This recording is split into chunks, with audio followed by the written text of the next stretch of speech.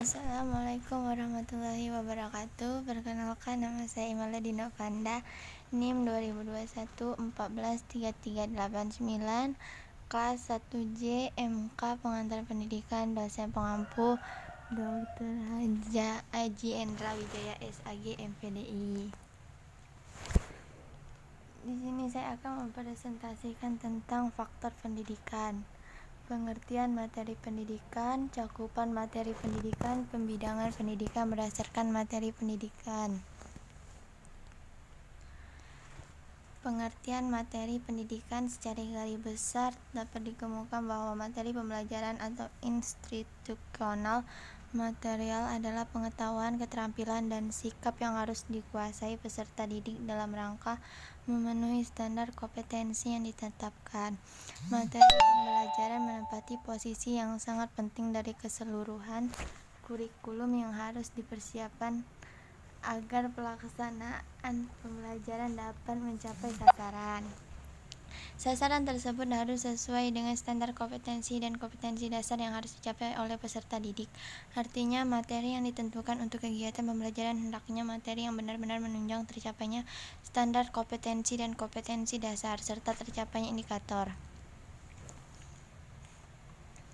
Cakupan materi pendidikan berdasarkan tujuan pendidikan yang ingin dicapai ditetapkan isi atau materi pendidikan relevan. Kita tahu bahwa tujuan pendidikan itu sangat luas, mulai dari tujuan umum sampai ke tingkat tujuan khusus yang sekecil-kecilnya. Guru harus dapat memberi penafsiran yang tepat mengenai jenis dan fungsi tujuan yang akan dicapainya secara konkret, sehingga dapat memilih bahan materi dengan aspek kognitif, afektif, dan psikomotor. Untuk mencapai tujuan tersebut, isi atau bahan yang tepat harus dipilih. Cakupan materi pendidikan, pemilihan bahan materi di samping harus sesuai dengan tujuan, dituntut pula agar sesuai dengan subjek didik yang dipelajarinya. Bahan materi yang akan diberikan harus dapat disesuaikan dengan kemampuan peserta didik, menarik perhatian, minat, umur, bakat, jenis kelamin, latar belakang, dan pengalaman.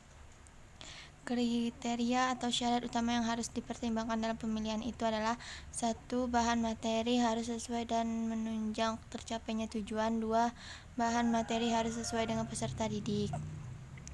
Berdasarkan hal di atas, guru harus memilih bahan atau materi yang perlu diberikan. Bahan mana yang tidak perlu, untuk itu guru harus mempertimbangkan hal berikut. Bahan materi harus sesuai dan menunjang tercapainya tujuan. Hanya bahan materi yang sesuai dan menunjang tujuan yang perlu diberikan. Urgensi bahan, yaitu bahan itu penting untuk diketahui oleh peserta didik.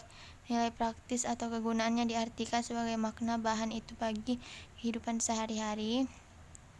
Bahan tersebut merupakan bahan wajib sesuai dengan tuntutan kurikulum.